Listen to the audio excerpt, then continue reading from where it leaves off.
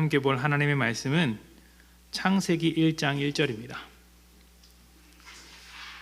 창세기 1장 1절 한 절만 우리가 함께 묵상하기를 원합니다. 창세기 1장 1절입니다.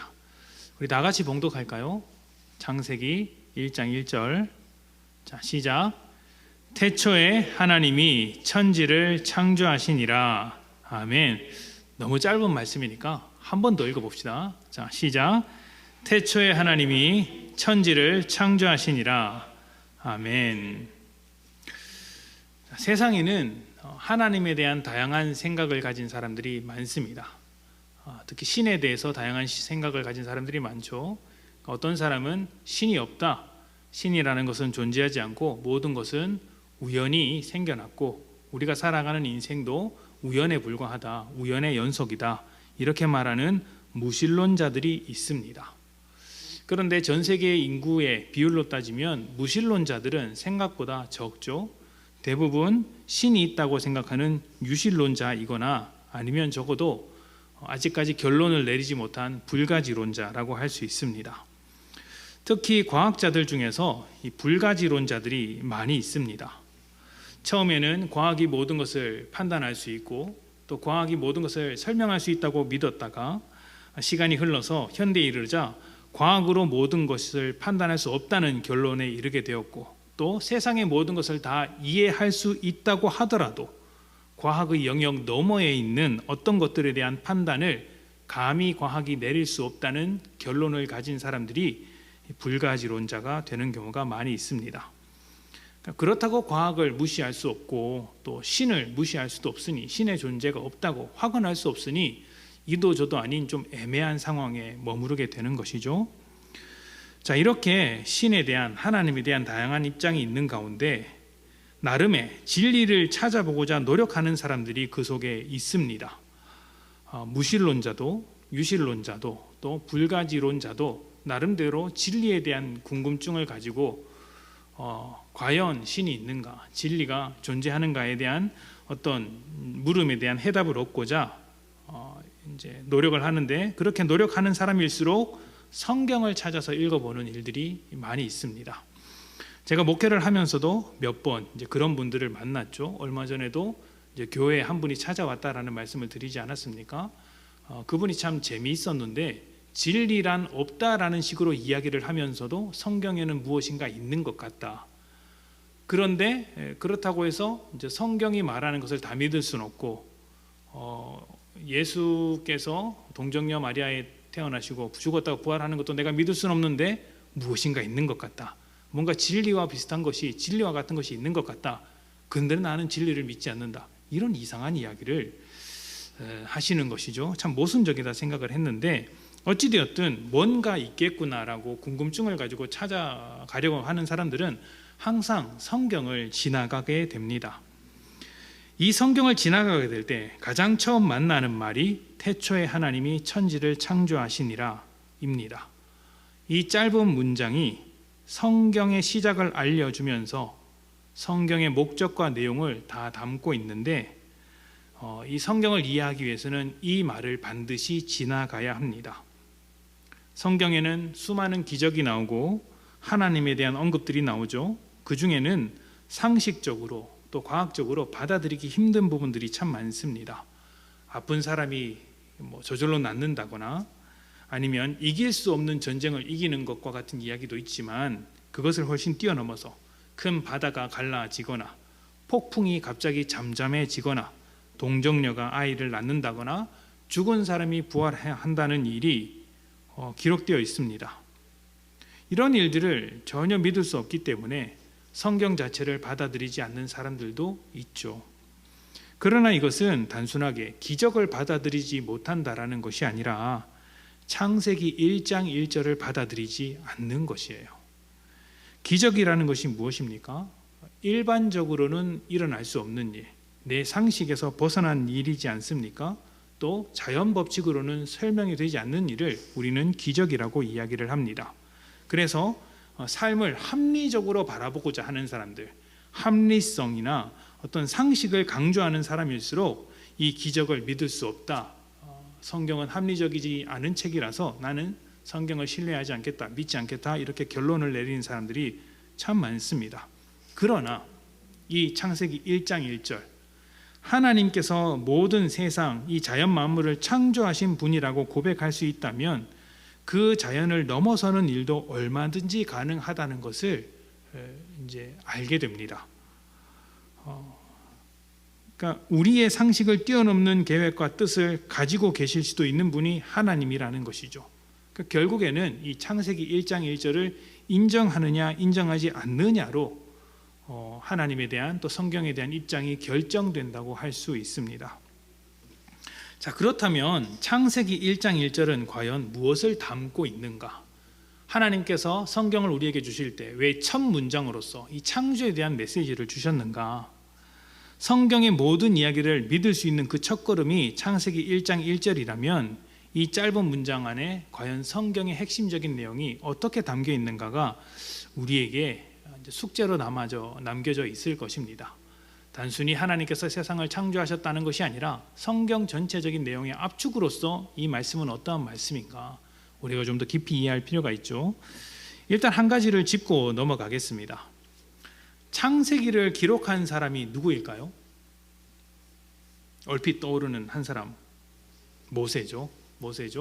창세기를 비롯해서 신명기까지를 요약해서 5권의 책, 이 5권의 책을 무엇이라고 부릅니까?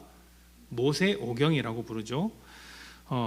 성경이 우리 손에 오기까지는 물론 약간의 편집 과정이 있고 또 이렇게 흩어졌던 성경을 모으는 과정이 있습니다. 정리하는 과정이 있죠.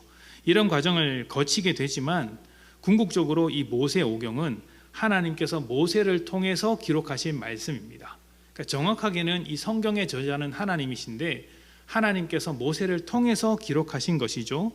자, 그렇다면 이 이야기를 언제 기록하게 되었을까요? 언제 기록했을까요?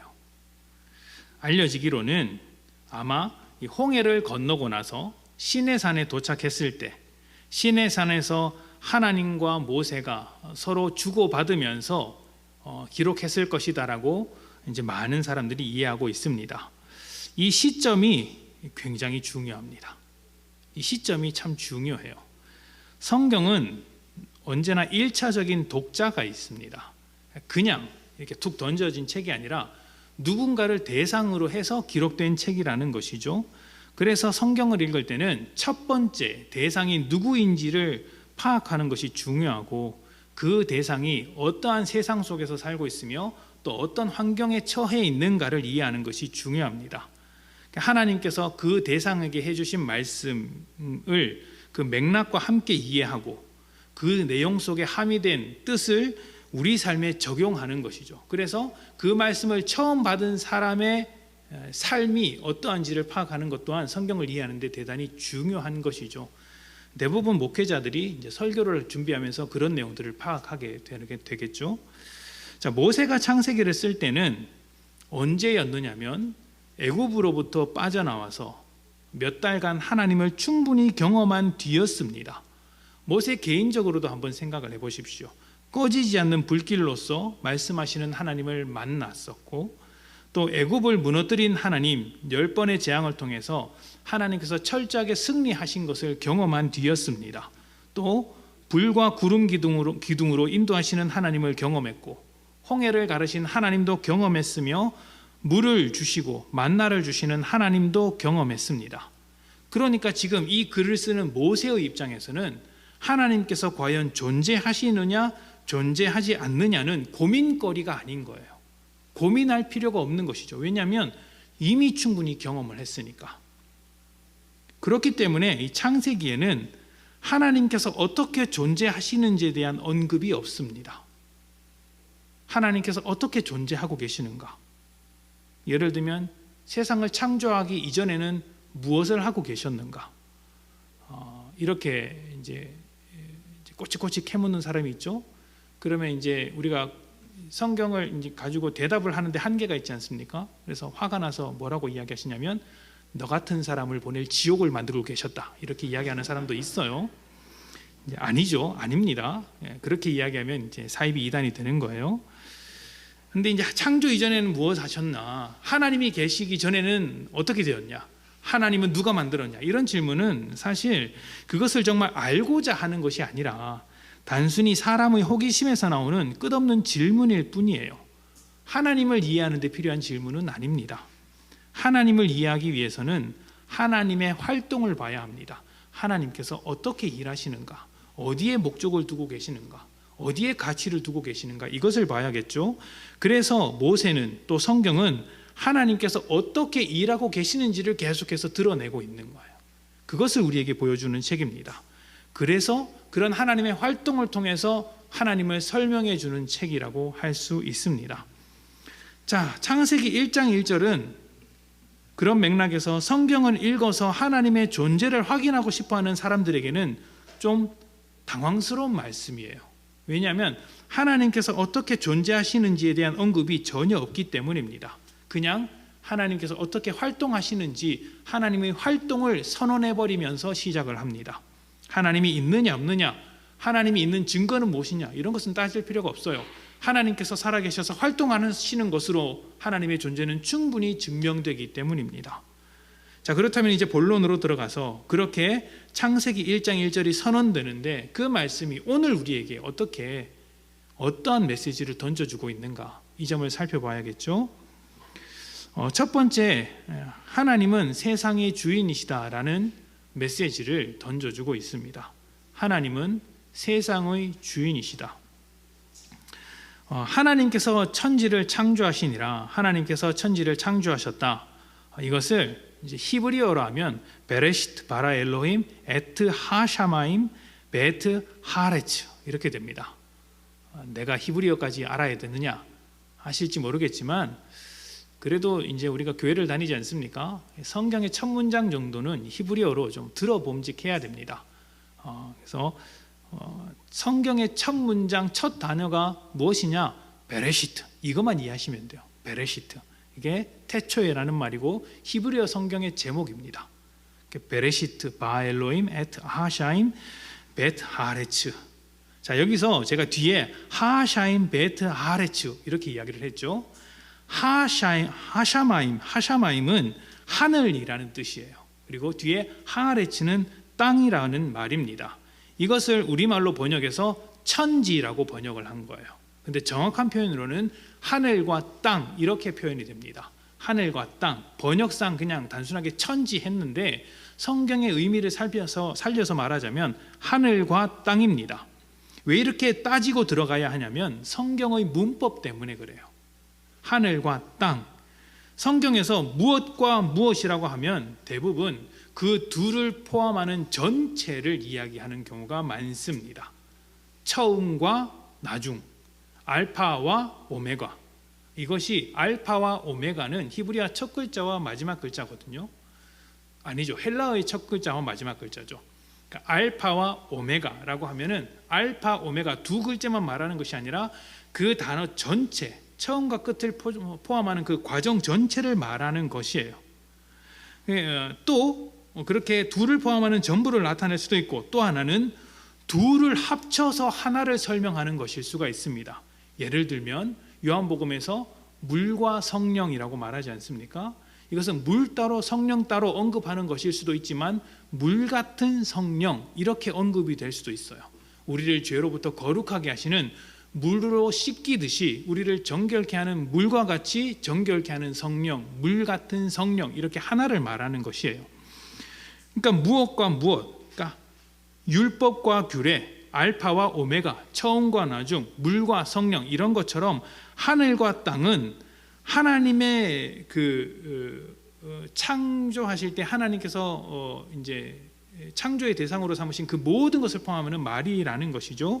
세상 모든 것이 하나님을 통해 창조되었다는 것을 이 하늘과 땅을 통해서 표현하고 있는 것입니다. 자, 창세기 1장 1절을 고백하는 사람에게 있어서 하나님께서 세상을 창조하셨다는 것, 하늘과 땅으로 대표되는 모든 것을 창조하셨다는 사실에 대해서 이견을 제시하는 사람은 아마 없을 것입니다. 창세기 1장 1절을 고백한다면 이 세상 모든 것이 하나님으로부터 시작되었다라고 고백할 거예요. 수많은 신들 중에서 하나가 아니라 유일한 하나님께서 세상에 대한 주권을 가지고 계신다. 하나님만이 세상을 창조하신 세상의 주인이시다. 이것이 창세기 1장 1절을 고백하는 사람의 고백이겠죠.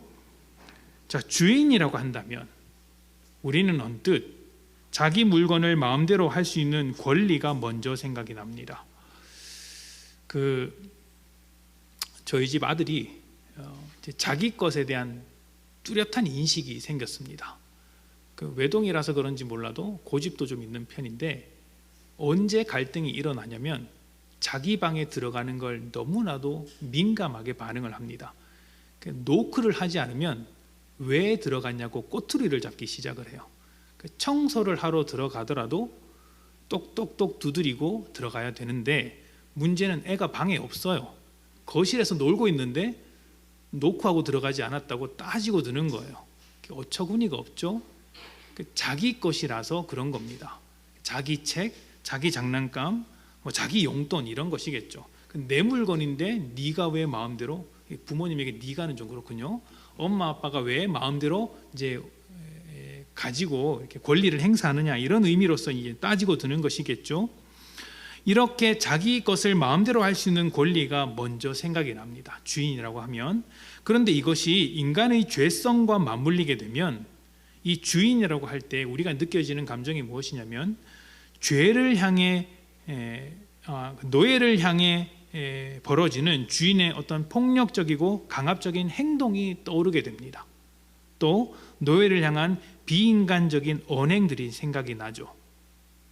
그래서 하나님께서 우리의 주인이라고 하신다면 하나님을 오해하는 사람들이 대부분 인간을 착취하는 신을 생각하기 쉽습니다. 예를 들면 우리가 내는 헌금을 이해하지 못하는 것이죠. 저 봐라, 신의 명목으로 사람에게 돈을 갈취한다, 이렇게 접근을 하는 것입니다. 그것이 인간이 본성적으로 가지고 있는 어떤 죄성, 인간이 다른 사람보다 높은 위치에 올라갔을 때 드러나는 그 권력적인 어떤 권력을 가진 자로서의 행동이 주인 안에, 주인이라는 말 속에 숨어져 있기 때문에 우리 역시 하나님을 그렇게 생각하고 있더라는 것이죠. 그런데 성경이 무엇을 강조합니까? 하나님은 사람이 아니시다. 이것을 굉장히 강조해요. 그러니까 사람이 주인으로서 갖는 그런 강압적이고 폭력적이고 비인간적인 행동들이 하나님에게는 없다는 것이죠. 우리는 사람에게서 하나님의 성품을 찾아야 하는 것이 아니라 하나님에게서 하나님의 성품을 찾아야 합니다. 이게 대단히 중요한 거예요. 자, 에스겔 34장 11절부터 12절입니다. 에스겔 34장 11절부터 12절 제가 봉독합니다. 주 여호와께서 이같이 말씀하셨느니라. 나 곧 내가 내 양을 찾고 찾되 목자가 양 가운데 있는 날에 양이 흩어졌으면 그 때를 찾는 것 같이 내가 내 양을 찾아서 흐리고 캄캄한 날에 그 흩어진 모든 곳에서 그것을 건져낼지라. 아멘. 자, 하나님은 이스라엘의 목자로서 굉장히 자주 소개되는 분이시죠. 자, 양이 흩어졌다면, 그러니까 양이 목자 곁을 벗어났다면 목자는 어떻게 합니까? 찾아다니죠. 그런데 그렇게 찾아다니다 보면 여러분 다큐멘터리나 어떤 그런 그림들을 본 적이 있을 텐데 양 한 마리가 그 바위산 절벽에 이렇게 걸터서 이렇게 위태하게 서 있는 모습을 종종 이렇게 보신 적이 있을 겁니다. 그래 목자가 그 양을 버려두고 가느냐? 그렇지 않습니다. 그 절벽을 타고 내려가서 양을 건져냅니다. 또 이스라엘은 광야 지대고 바위 지대이기 때문에 아주 깊은 구렁텅이도 많이 있습니다. 빠지면 나올 수가 없는 곳인데 양이 거기에 빠지는 거예요. 그러면 목자가 그 양을 버리고 갑니까? 아니에요. 들어가서 그 양을 건져내서 나옵니다. 자기 목숨을 거는 것이죠. 양을 위해서 자기 목숨을 거는 것이 목자입니다. 구렁텅이에 빠져 있으면 같이 빠질 것을 각오하고 들어가는 것이고, 오물이 묻고 더러워진 곳이라면 더러워질 것을 각오하고 건져내는 것이 목자입니다. 이것을 우리는 목자로서의 책임이라고 불러요. 예수님께서 사람으로 우리 가운데 오신 것도 사람을 향한 책임 때문이죠. 내가 너를 사랑하고 내가 너를 건져내겠다라는 그 책임이 십자가를 지게 만들었습니다. 선한 목자로서 우리를 대신하여 목숨을 내놓으신 놀라운 사랑, 그 놀라운 책임감이 주인 되신 하나님의 특징이라는 거예요.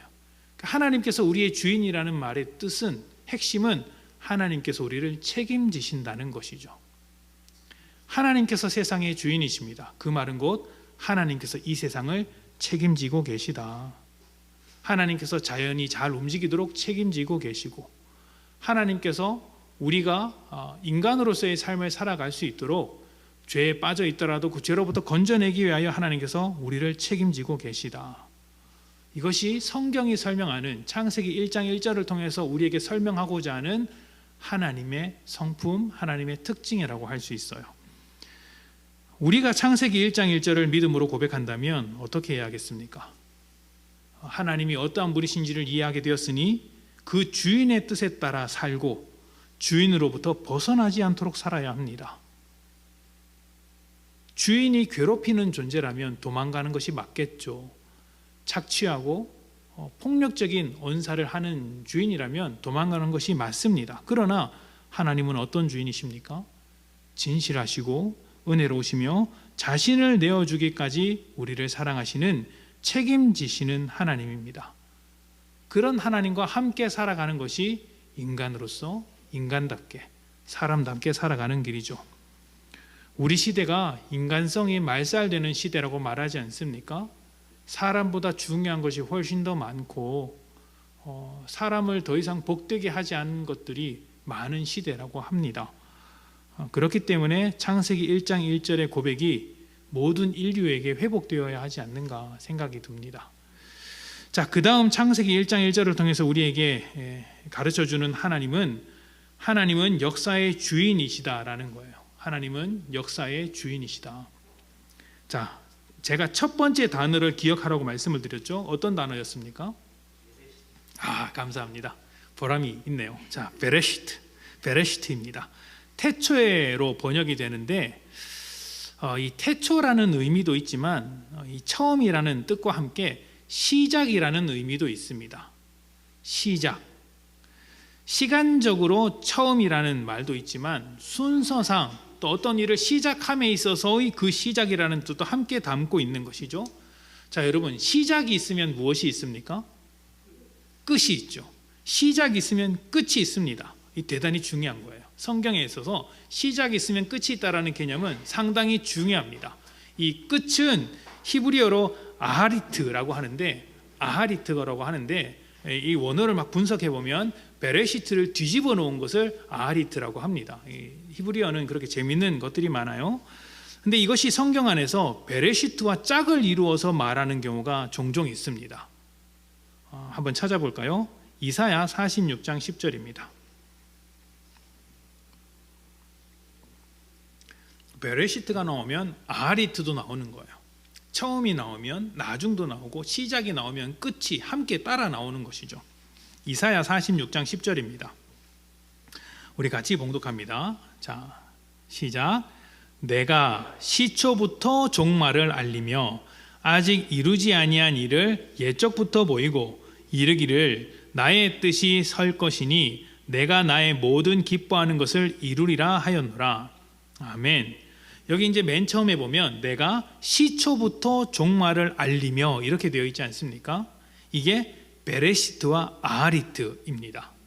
그러니까 처음 시작할 때부터 끝을 정해두었다라는 것이죠.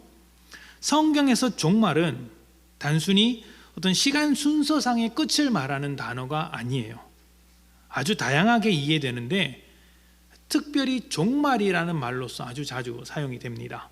그런데 이 종말이라는 뜻도 성경에서 좀 다양하게 이해가 돼요. 예를 들면 구약 성경에서 종말이라는 것은 예수 그리스도께서 이 땅에 오시는 날을 말합니다. 죄인의 역사가 끝나는 날, 그 종말, 그것을 말하는 것이죠. 그리고 신약에서 종말은 우리 주님께서 다시 오시는 날을 말하는 거예요. 주님께서 다시 오시는 날. 그리스도인에게 예수님께서 다시 오시는 날은 세상의 마지막 날이면서 동시에 하나님 나라가 완성되는 날이기도 하죠.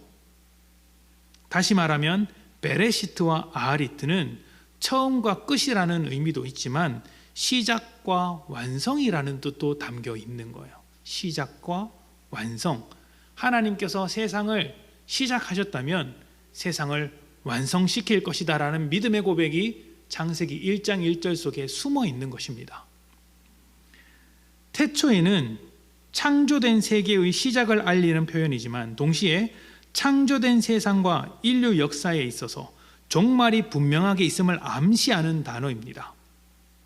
태초에는 종말에라는 말과 쌍을 이루지 않는 한, 이 태초에라는 단어는 종말에라는 말과 쌍을 이루지 않는 한 아무런 의미가 없다, 별 의미가 없다라고 말하는 학자도 있어요.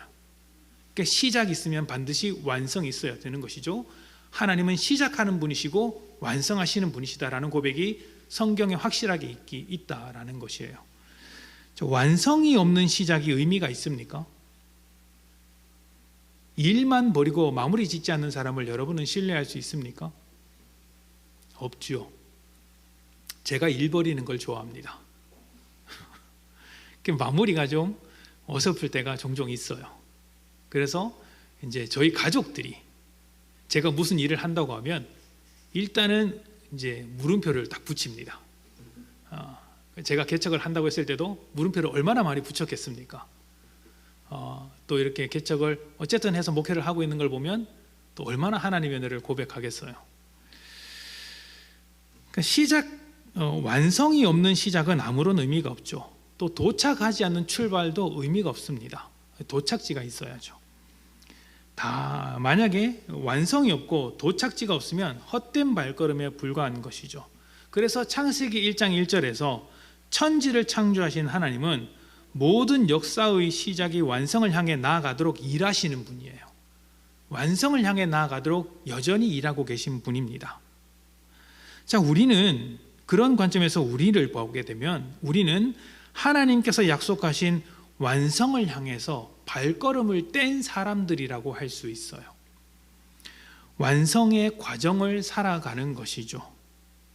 이게 무슨 의미냐면 지금 현재의 내 모습이 끝이 아니고 지금 세상의 모습이 끝이 아니라는 것입니다. 내 삶을 가만히 들여다보면 이렇게 살다가는 정말 아무런 결실 없이 답답할 수 있겠다라는 생각이 들 때도 있고, 또 이 세상을 가만히 보고 있으면 참 절망적이지 않습니까? 코로나가 지나가면서 어떤 사회 전반적으로 우울감이 이제 팽창해지고 있는 시대 속에서 살고 있습니다. 그러니 더 낙담하는 것이죠. 그런데 여러분, 한 사람의 인생은 인생 전체를 봐야 합니다. 어떤 한순간을 딱 뜯어보고 그 사람 전체를 판단해서는 안 되죠. 저 사람이 왜 저렇게 하고 있는지 어렸을 때부터의 기억을 봐야 하고, 또 지금 겪고 있는 일이 나중에 어떻게 결실을 맺게 되는지 그 인생 전체를 봐야지 그 인생, 그 사람에 대해서 판단을 내릴 수 있죠. 역사도 마찬가지입니다. 역사의 한순간만을 바라보고 평가를 내린다면 정확한 평가가 아닙니다. 그 사건이 일어나기까지의 모든 역사적인 흐름, 인류 전체의 흐름을 함께 봐야 우리가 이해하고 판단할 수 있는 것이죠. 그런 면에서 우리의 인생은 여기서 끝나지 않고 우리의 평가도 여기서 멈추지 않습니다. 하나님께서 완성을 향해 달려가실 것이기 때문이죠. 세상도 마찬가지입니다. 역사는, 또 세상은 하나님께서 완성하시기까지 끊임없이 변화하고 요동칠 것이지만 끝끝내 하나님께서 하실 일들을 완성시키신다는 겁니다. 그 완성의 그림을 보여주는 것이 어디입니까? 요한계시록이에요. 우리가 요한계시록을 읽을 때 두려워해야 하는 것이 아니라 기뻐해야 하는 이유가 거기 있습니다. 요한계시록은 성도들과 세상이 완성되는 책이기 때문입니다. 자, 우리는 지금 내 모습, 지금 돌아가는 이 세상 꼴을 보면서 답답하고 또 다 이해할 수 없어서 힘이 들지만, 그럼에도 불구하고 세상을 창조하시며 시작하신 하나님께서 역사의 주인으로서 완성하실 것을 신뢰하며 길을 잃어버리지 않도록 날마다 하나님의 뜻을 쫓아 살아가는 것이 필요합니다. 하나님께서 역사를 이끌어 가시는 그 길에 우리 역시 동참하여서 함께 가는 것이죠. 그렇지 않으면 이 요동치는 세상 속에서 수없이 좌절하게 될 것입니다. 왜 나는 지금 이러한 삶을 살고 있는가를 바라보게 되는 것이죠. 그렇게 좌절하지 않고 우리에게 계속하는 도전, 우리에게 계속 다가오는 그 세상의 도전 앞에서 승리할 수 있으려면 하나님께서 이끌어 가시는 그 역사의 길에서 신뢰함으로 쫓아갈 수 있어야 한다는 것이에요. 자, 마지막 창세기 1장 1절을 통해서 소개되는 하나님의 모습은 하나님은 나의 주인이라는 것입니다. 하나님은 우리 인생의 주인이다. 자, 태초에 하나님이 창조하셨다에서 마지막 창조하셨다라는 말의 의미를 한번 생각해 볼 텐데요. 우리가 창조라고 한다면 대부분 무에서 유를 창조하는 것으로 생각하기 쉽습니다. 당연하죠. 하나님보다 앞선 것은 없죠. 그래서 하나님은 당연히 무에서 유를 창조하신 분이십니다. 그런데 이 창세기의 기록은 단순히 어떤 창조에 관한 과학적이고 역사적인 기록으로만 볼 수 있는 것은 아닙니다. 앞에서 말씀드렸던 것처럼 역사 속에서 하나님을 드러내는 이야기예요. 하나님의 활동을 통해서 하나님이 누구인지를 소개하는 책입니다. 다시 말하면 단순히 이렇게 해서 세상이 창조되었다가 아니라 하나님께서 이 세상을 창조하신 것 속에는 이런 의미가 있다라고 설명하기 위한 의도가 아주 강하게 깔려 있다라는 것이에요. 그래서 이제 맥락이 중요하고 그 성경을 읽는 대상이 중요하고 그 문화적인 배경, 그를 둘러싼 어떤 그 시대 상황이 필요하다고 이야기했지 않습니까? 중요하다 말씀을 드렸죠. 예를 들면 창세기 1장 3절에 넘어가면 하나님께서 이제 하늘을 만드시고 궁창을 만드시고 거기에 광명체를 두시죠. 그 큰 광명체와 작은 광명체를 두십니다. 근데 왜 해와 달을 만드셨다고 이렇게 말하지 않고 광명체를 만드시고 그 광명체를 해와 달로 정하셨다고 하셨을까요? 왜 광명체를 만드셨다라는 표현을 굳이 넣었을까요? 그 당시에는 해와 달을 신으로 숭배하는 문화가 있었기 때문입니다. 그래서 그냥 해와 달을 만들었다고 한다면 하나님이 또 다른 신을 만들었다라고 오해할 수 있기 때문에 광명체, 물건을 다루듯이 그냥 광명체를 두었다 이렇게 하는 겁니다. 고대 사회에서 이 성경의 관점을 가지고 살아가는 사람들은 무신론자라는 이야기를 들었어요. 아니 세상에 수많은 신들이 이렇게 많은데 그 신들이 다 없다고 이야기하는 자들이 성경을 고백하는 자들이니까 말도 안 된다 이렇게 받아들였던 것이죠. 고대의 맥락에서 그렇게 받아들였던 것입니다. 그런 의미를 이제 이해하고 성경을 보면 좀 더 다른 의미겠죠. 자, 대표적인 조금 더 또 하나의 대표적인 예가 무엇이냐면 방금 말씀드린 그 광명체와 같이 사람을 하나님의 형상이라고 설명한 것도 이제 그런 하나님의 의도를 이제 깔아둔 것이라고 할 수 있어요.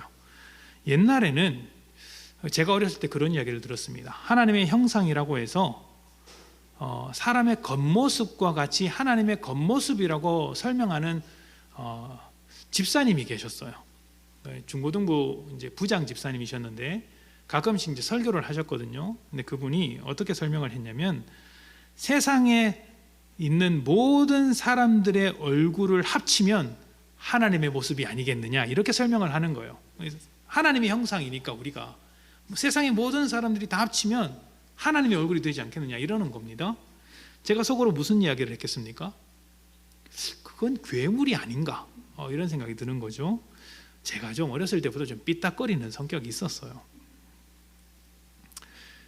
그 수련회 때 청년부의 어떤 이제 똑똑하신 이제 선배님, 이제 뭐 이렇게 카이스트에서 공부하고 아니면 그 포항공대 이런 데서 공부하시는 이제 그 선배가 이제 굉장히 감동을 받아서 책을 가지고 막 이제 1시간, 2시간 정도를 강의를 했어요. 청년부 형이 공부를 잘하는 형이죠. 그 책의 내용이 무엇이었냐면 그 스티브 코비의 성공하는 사람의 7가지 습관이었어요. 되게 그 당시에 유명했던 책이거든요. 이게 뭐 20년 가까이 돼 가니까요. 너무 있는 일이니까.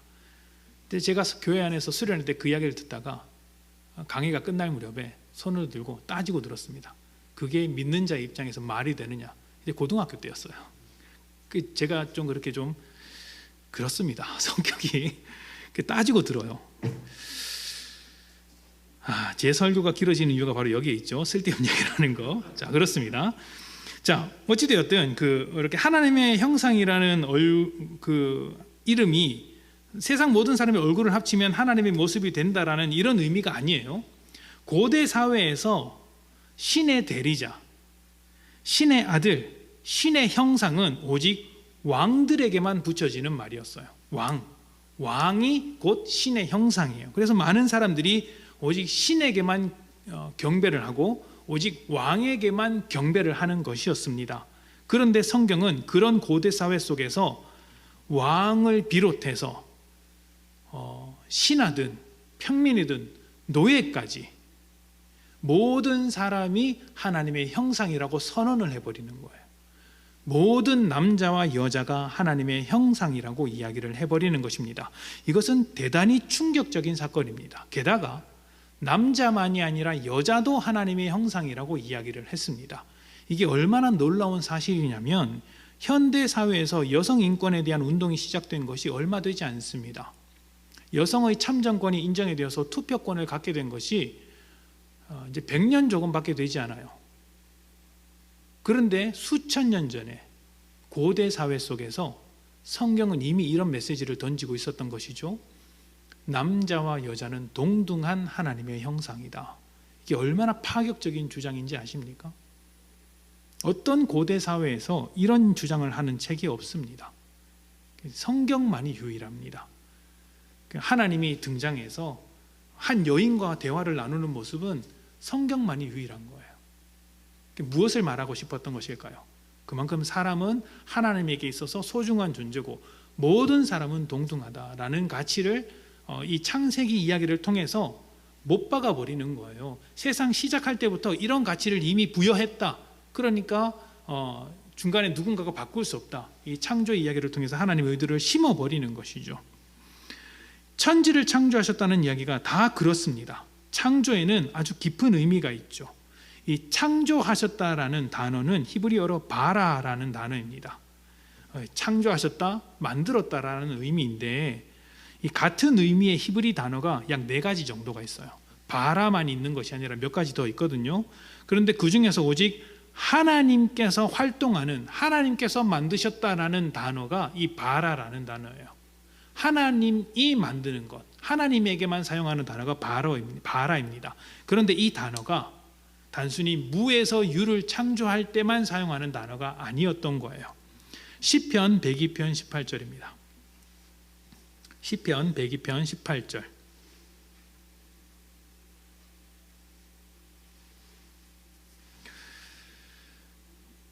누가 이 단어를 사용하느냐도 중요하지만 이 단어의 목적어가 무엇이냐, 무엇을 가지고 이렇게 만드냐가 또 중요하겠죠. 주어만이 아니라 목적어도 중요합니다. 하나님께서 창조하시는데 무엇을 창조하시느냐, 이것이 중요한 것이죠. 시편 102편 18절입니다.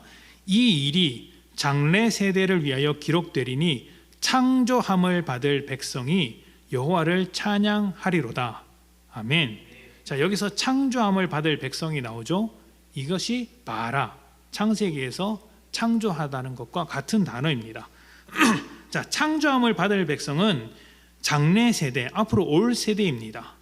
앞으로 오는 세대는 무에서 유로 창조되는 사람들을 말하는 것일까요? 아니면 있던 사람들이 새롭게 되는 것을 말하는 것일까요?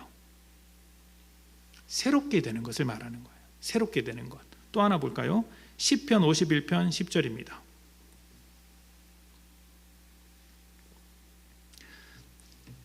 시편 51편 10절입니다. 하나님이여 내 속에 정한 마음을 창조하시고 내 안에 정직한 영을 새롭게 하소서. 아멘. 자, 여기서도 정한 마음을 창조하셨죠. 없는 마음을 만들어내신다는 것일까요? 악한 마음을 정결하게 갱신한다는 뜻일까요? 악한 마음을 갱신한다는 것이겠죠. 그래서 뒤에 보면 내 안에 정직한 영을 새롭게 해달라고 말하지 않습니까? 새롭게 해달라는 말과 묶어서 창조라는 말을 사용하고 있잖아요. 갱신이라는 뜻을 담고 있는 거예요. 그러니까 창세기에서 말하고 있는 이 창조는 무로부터 유를 창조하는 그러한 창조도 포함하고 있지만 새롭게 갱신되어서 새로운 존재가 되는 것을 포함하는 말입니다. 그렇다면 지금 우리에게 창조는 계속해서 일어나는 일입니까? 한 번 지나가고 사라지는 일입니까?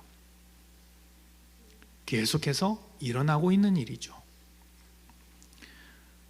세상과 역사의 주인으로서 하나님은 동시에 우리의 주인으로서 우리를 날마다 창조하고 계십니다. 썩어 있는 죄의 종으로 살던 우리를 하나님의 자녀로 새롭게 창조하셨습니다. 그리고 하나님과 세상 속에서 갈등하는 우리를 다스리시며 창조의 사역을 확장시켜 가시는 겁니다.